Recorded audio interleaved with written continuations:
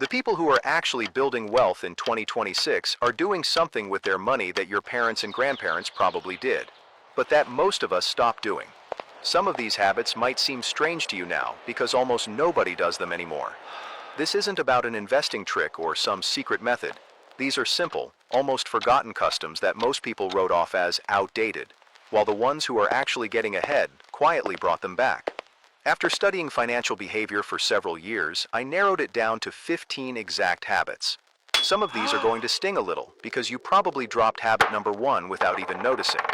And if you only remember one of these 15, make it the last one, because it's the one nobody talks about and the one that costs the most. Before we start, I'm David, and I've spent 7 years studying how families in the United States manage their money. Not just studying in the academic sense, observing, comparing generations, watching what people who are 60, 70, 80 years old today used to do, and what the rest of us stopped doing. And here's the data point that made me want to make this video. According to the Federal Reserve's most recent report on the economic well-being of U.S. households, published in 2025 with 2024 data, 15% of adults use some kind of buy now, pay later service in the past 12 months, up from 10% just 3 years earlier. And total credit card balances in the country hit an all-time high of $1.2 trillion in the third quarter of 2025, according to the Federal Reserve Bank of New York's Household Debt and Credit Report. That's not a problem of bad luck, it's a problem of habits that got lost between generations. And here's the interesting part, the thing almost nobody says out loud. Inside that same Fed study, there's a data point that contradicts the "we're all equally in debt" narrative. Baby boomers are, by far, the group most likely to budget before buying. A 2025 trend report on these buy now, pay later services found that 62% of boomers who use them calculate whether they can actually afford it first, the only generational group where that's a majority. It's not that they're naturally more disciplined, it's that they grew up with habits the rest of us stopped practicing. So let's go through 15 of those habits, one by one, and why bringing them back could change your financial situation in 2026. 1. Pay cash for what you can pay cash for. Our grandparents used envelopes. One for rent, one for food, one for unexpected expenses. When the envelope was empty, the spending stopped. There was no way to keep buying because the money physically wasn't there anymore. Today we pay with cards, with apps, with buy now, pay later, and the brain doesn't register the spending the same way. There's behavioral research showing that paying with a card feels psychologically different than paying with cash. It hurts less, so we spend more. Cash isn't outdated. It's a control tool that works because it uses your own psychology in your favor instead of against you. I'm not telling you to stop using cards altogether. That's nearly impossible today, and it's not necessary either. What actually works is applying the envelope system just to the categories where your money slips away the most: eating out, entertainment, small purchases that don't count. Set that amount aside in cash at the start of the month, and when it's gone, it's gone. No backup cards sitting in your wallet to cover the gap. 2. Pay yourself first. This is probably the oldest financial habit that exists. It's literally written in The Richest Man in Babylon by George S. Clason, a book that's almost 100 years old and still holds up because it describes a principle, not a trend. The rule is simple. When money comes in, you set aside a percentage for yourself first, before paying bills, before spending on anything, and you live on what's left. Most people today do the opposite. They spend all month and see what's left to save. The problem is, there's almost never anything left. The trick to this habit is automation. Our grandparents didn't have automatic transfers, so they relied on manual discipline, physically setting money aside before touching it. We do have that tool, and almost nobody uses it to their advantage. Setting up an automatic transfer the same day your paycheck lands, into an account you don't check every day, recreates that exact same psychological effect without depending on your daily willpower. 3. Buy a used car and pay it off fast. Our parents bought used cars in good condition and paid them off in 2 or 3 years. Today, the average financing term for a new car in the U.S. exceeds 6 years in many cases, according to auto industry data. That means paying interest on an asset that loses value every day for longer than the car will probably run well. A car isn't an investment, it's a tool. Treating it like an investment is the silent mistake that costs the middle class the most money over a lifetime. Think about it this way. A new car loses between 20 and 30% of its value in the first year alone. If you finance it over 7 years, you're paying interest for longer than it takes to watch that car lose half its original value. Buying a used car, 2 or 3 years old, with a reliable history, saves you exactly that worst part of the depreciation curve. And if you pay it off in 2 years instead of 7, you free up that money much sooner for something that actually grows. An investment, an emergency fund, or paying down more expensive debt. 4. Repair before you replace. This sounds obvious, but almost nobody does it anymore. In the past, when something broke, you fixed it. Now, when something breaks, you replace it. Because repairing often costs almost as much as buying new, or because we simply don't know how anymore. The habit I want to bring back isn't learn to fix everything yourself. It's simpler.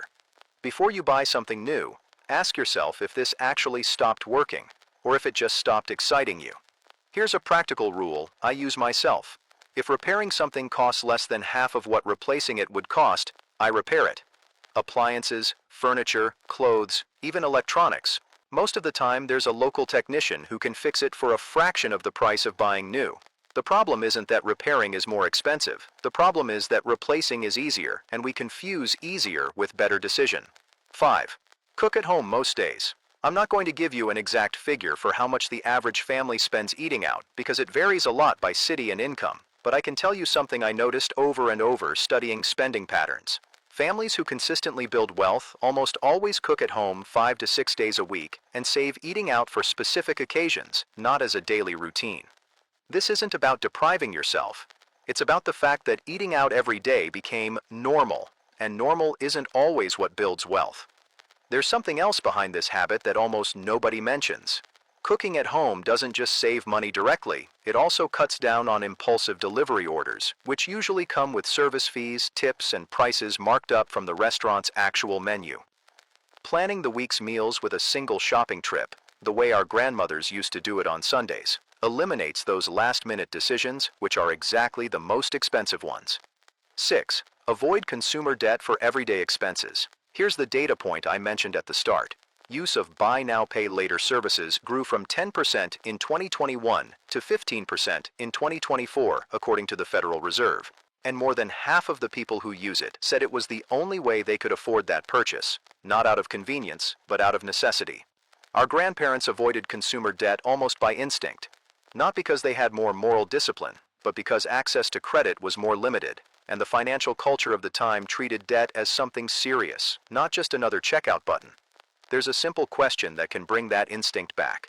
If the option to finance this purchase in installments didn't exist, would you still buy it today? If the answer is no, you probably don't need it as urgently as you think. Consumer debt isn't inherently bad. The problem is using it for expenses that should come out of your regular budget, not out of a loan disguised as convenience. 7. Keep an emergency fund in cash, not in investments. A common mistake today is putting all available money into investments, including the money you should have on hand for emergencies. Our parents kept bank money separate from investment money, and that separation kept them from having to sell investments at the worst possible moment when the market is down and you urgently need cash. An emergency fund isn't meant to grow. It's meant to be there when everything else fails. The most common mistake I see is treating the investment account as if it were also the emergency fund.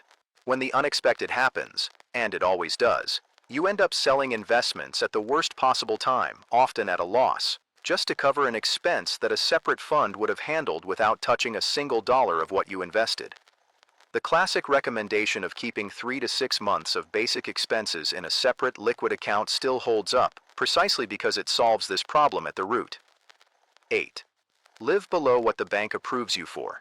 Just because a bank approves you for a certain mortgage amount doesn't mean you have to use all of it. Our grandparents generally bought homes they could comfortably afford on a single income, not the biggest house they qualified for. That's changed. Today it's common to stretch your budget to the maximum the bank allows, which leaves zero room for unexpected expenses, for saving, for breathing room.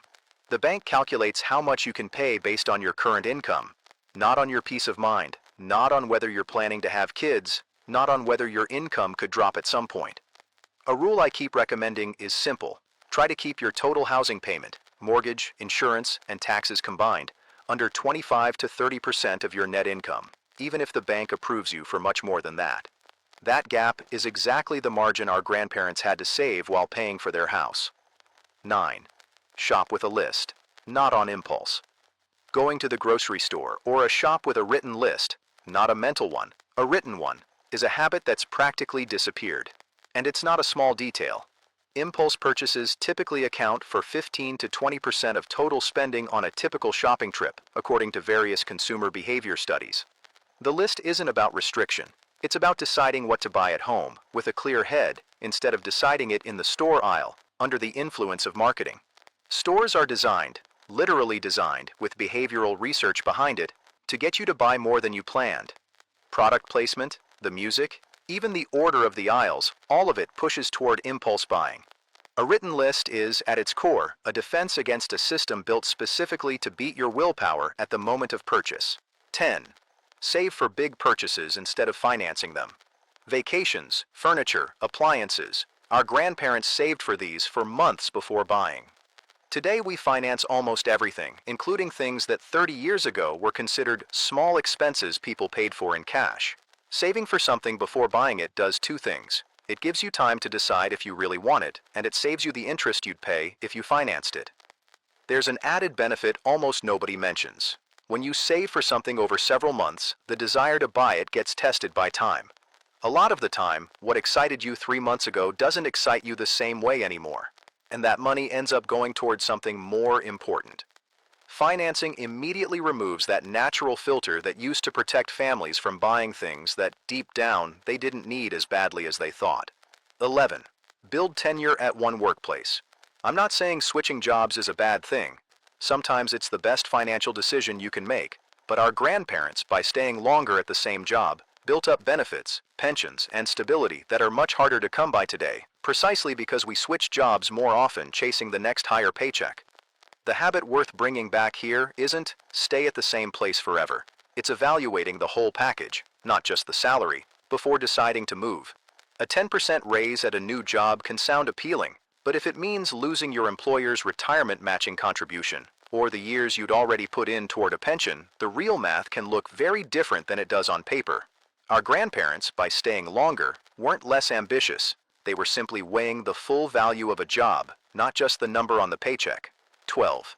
Contribute consistently to the same retirement account without moving it. This data point stood out to me.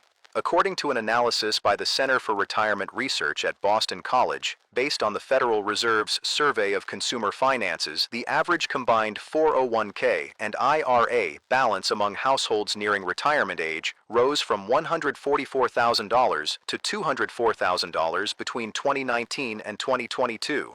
That growth didn't come from brilliant investment decisions. It came, in large part, from consistency, continuing to contribute, not withdrawing money early, not moving it from account to account, chasing something better. Boring consistency beats complicated strategy almost every time. This is something Warren Buffett has said in a dozen different ways over the years. Time in the market matters more than perfect timing.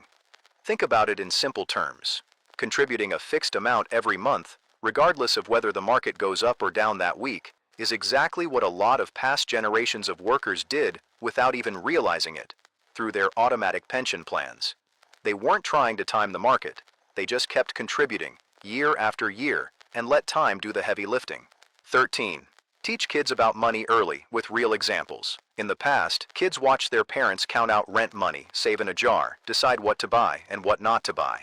Money wasn't a taboo subject in the house. Today, a lot of families avoid talking about money in front of their kids, and those kids grow into adults who've never actually seen a real financial decision get made.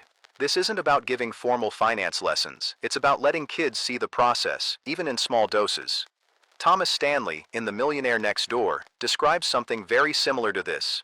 Most people who build real wealth don't do it because they inherited a fortune, but because they grew up watching disciplined financial habits practiced day to day, not explained in a classroom, but modeled at home.